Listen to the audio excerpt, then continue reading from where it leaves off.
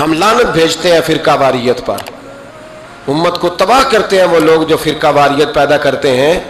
لیکن آپ کو بتاؤں، جس جماعت سے آپ کا تعلق ہے نا، اس جماعت کی امت مسلمہ کو ضرورت ہے. قیامت بھی 10 محرم کو ہی آئے گی، جمعے کا دن ہوگا. تو میں آج دل کو حاضر ناظر رکھ کے، اپنی طبیعت کو حاضر پا کے باشعور آپ کو کہہ رہا ہوں، جاگ کے سننا خدا کا واسطہ. آپ اس جماعت سے تعلق رکھتے ہیں، اگر کافر کے سامنے اسلام کا کوئی چہرہ پیش ہو سکتا ہے تو صرف سنی کا چہرہ پیش ہو سکتا ہے. ختم ہو گئی بات. ورنہ کوئی صحابی کا بے ادب ہے، کوئی اہل بیت نبوت کا. آج مجھے کہہ لینے دو، کھول کے کہہ لینے دو. لوگ دلیلیں دیتے پھرتے ہیں، کہتے ہیں جی ایک وہ پینٹ کوٹ والا مولوی ہے، اس نے اینک بھی لگائی ہے، داڑھی بھی رکھی ہے، پینٹ کوٹ بھی پہنتا ہے. اس نے جی 1500 بندہ ایک دن مسلمان کر دیا، ایک دن 1000 مسلمان کر دیا. پر پتہ ہے وہ بدبخت کہتا کیا ہے؟ وہ کہتا ہے امیر المومنین یزید رضی اللہ تعالیٰ عنہ. میں کیا کروں اس کے 1500 مسلمان کو یا 2000 اس کے کلمہ اور وہ جی بڑی دلیلیں دیتا ہے. وہ دلیلیں سنبھال کے رکھے، وہ دلیلیں جو جی بڑے لوگ اس کے ساتھ ہوتے ہیں. تو کربلا کے موقع پر زیادہ لوگ یزید کے ساتھ تھے، زیادہ لوگ. ہم کثرت کے قائل نہیں، ہم حق کے قائل ہیں. ہم چھوڑ دو بات، دلائل کی طرف آؤ. عجیب تماشا ہے.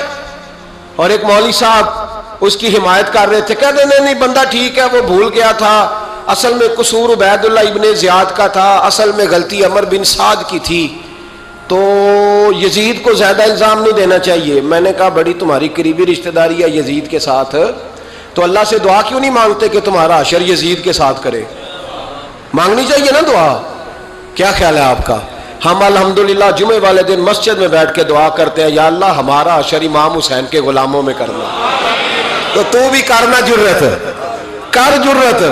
ہماری جرت دیکھ، ہم یہ نہیں کہتے ان کے ساتھ کر، ہم کہتے ہیں یا اللہ ہمارا حشر ان کے. ہماری جرت دیکھو، ہم ان کے غلاموں میں، قدموں میں، نوکروں میں بیٹھنے کو وہ دعا مانگ رہے ہیں، یا اللہ ہمارا ان کے غلاموں میں، غلاموں کے. تو بھی جرت کر دلیری، کر جرت، کہ یا اللہ میرا حشر یزید کے ساتھ کر دلیری. اگر اتنا ہی اچھا تھا تو بے شرمو اتنا ظلم نہ کرو، اتنی زیادتی، اتنا ظلم نہ کرو. یہ ظلم ہے. امام حسین جمعے والے دن خطبہ پڑھنے لگے، جمعے سے پہلے امام حسین نے خطبہ پڑھا، اور آپ نے ایک جملہ کہا جو ہمیشہ یاد رکھا جائے گا. آپ نے فرمایا یزید کو جا کے بتا دو کہ مجھ جیسا تجھ جیسے کی بیعت نہیں کر سکتا. او کیا فکرہ ہے امام علی مقام کا. فرمانے لگے مجھ جیسا تجھ جیسے کی بیعت. اور آپ فرمانے لگے بتاؤ اس وقت پوری دنیا میں کوئی نبی کا نواسہ موجود ہے میرے سوا؟ حضرت آدم سے لے کر مصطفیٰ کریم تک اس وقت پوری دنیا میں کوئی نبی کا نواسہ ہے؟ اور فرمایا اگر میں ہی ہوں پوری کائنات میں. لوگ کہتے ہیں فلانا علامہ صاحب کی تبلیغ بڑی ہے. ہم سے بڑا کون ہوگا تبلیغ کی بات کرنے والا؟ لیکن ڈرو اللہ سے، ڈرو، گمراہ نہ کرو قوم کو. یہاں تباہی اتر گئی ہے. کوئی بڑی داڑھی رکھ کے معاذ اللہ تعالیٰ اہل بیت کے بارے میں بکواس کرتا ہے، اور کوئی بالکل داڑھی مڈا کے ننگا سر کر کے ممبروں پہ ناچتا ہے اور صحابہ کے بارے میں بکواس کرتا ہے. میرے مصطفیٰ کے پاس اگر ابو بکر آئے ہیں تو وہ بھی شان والے ہیں، اور اگر بی بی عائشہ صدیقہ ان کے بستر پہ رہی ہے تو وہ بھی شانوں والی ہے. مولا علی شیر خدا کے بارے میں جو بات کرے پکا بے ایمان ہے. عجیب تماشا لگ گیا ہے جی. جو رب نبی پاک کے جسم کے قریب مکھی نہیں آنے دیتا، وہ گندا بندہ حضور کے قریب آنے دیتا ہے؟ عجیب تماشا ہے. امت کو تباہ کر رہے ہو، کافر کو موقع دے رہے ہو یہ کہنے کا کہ تمہارے نبی کے پاس بیٹھنے والے ٹھیک نہیں تھے. اگر حضور کے پاس بیٹھنے والے ٹھیک نہیں تھے تو بعد والے کیسے ٹھیک ہو گئے؟ تو یہ باز آنا چاہیے ان بے شرموں کو. یہ امت میں تفرقہ ڈالتے، بے حیائی کرتے. سنو اور یاد رکھو، حضرت امام حسین نے خطبہ پڑھا نا جب جمعے والے دن، فرمایا مجھے پہچانو تو میں کون ہوں؟ تو عمر بن سعد بولا، پکے نمازی بولے. عمر بن سعد کہنے لگا حسین جلدی کر، ہمارا جمعہ لیٹ ہو رہا ہے. بلے ہو نمازیو، جلدی کر ہمارا. آئے ہائے کیا نماز ہے. یعنی نبی پاک کے نواسے کو شہید کریں گے اور شہادت کے بعد جمعہ پڑھیں گے اور نماز میں کہیں گے اللہم صلی علی محمد وعلی آل محمد. ان کو شہید کر کے قتل کر کے جمعے کا خطبہ دیا جا رہا ہے اور نماز پڑھی جا رہی. اللہم صلی علی محمد وعلی. تو میرا سنی بڑا بھولا ہے, کہتا ہے جی وہ زیادہ نمازیں پڑھتے ہیں. تو زیادہ نمازیں تو عمر بن سعد بھی پڑھتا تھا.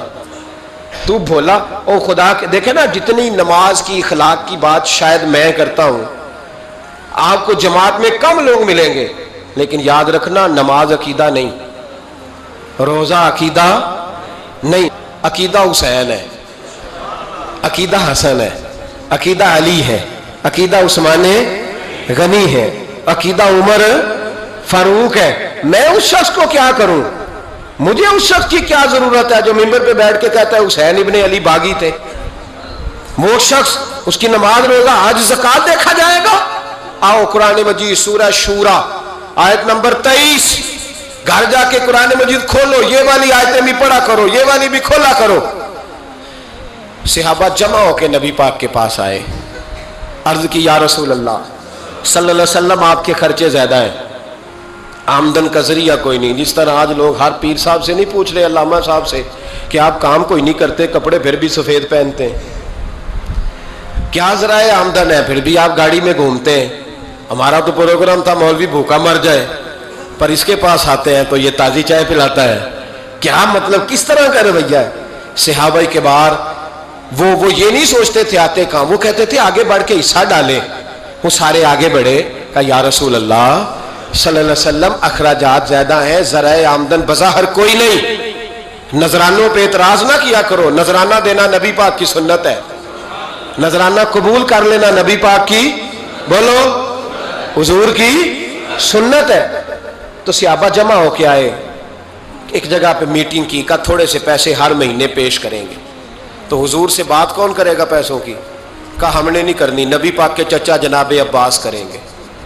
حضرت عباس رضی اللہ تعالیٰ عنہ کے ذمے لگایا گیا. جناب عباس آئے, حضرت عباس رضی اللہ تعالیٰ عنہ پیسے لے کے آئے, اور سیانے بندے تھے, انہوں نے بڑی سمجھداری والی, عقل مندی والی بات چھیڑی.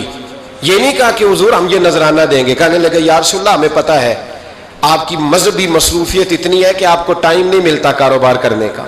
اگر آپ کام کریں گے تو پھر آپ کس طرح کر کے دین کا کام ہو سکے گا. اور یا رسول اللہ آپ نے جو ہمارے لیے کیا ہے اس کا ہم بدلہ نہیں دے سکتے, ایک حرف کا بدلہ نہیں دے سکتے. حضور یہ تھوڑا سا نذرانہ ہر مہینے لایا کریں گے, قبول کر لیں.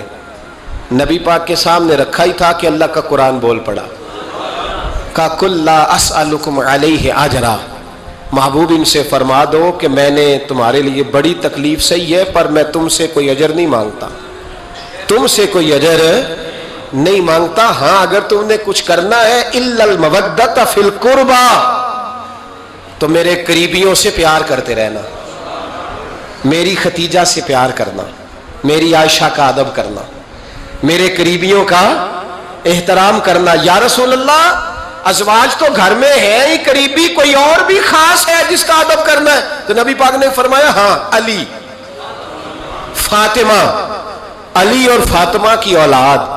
فرمایا ان کا ادب کرتے رہنا, اس کا مطلب یہ ہوگا کہ تم نے میرے ساتھ بڑا ہی اچھا سلوک کیا ہے. کہا ان کا ادب کرنا, جناب علی, سیدہ فاطمہ, اور دونوں کی ان کا ادب کرنا فرائض دین, اہل بیت کا ادب کرنا فرائض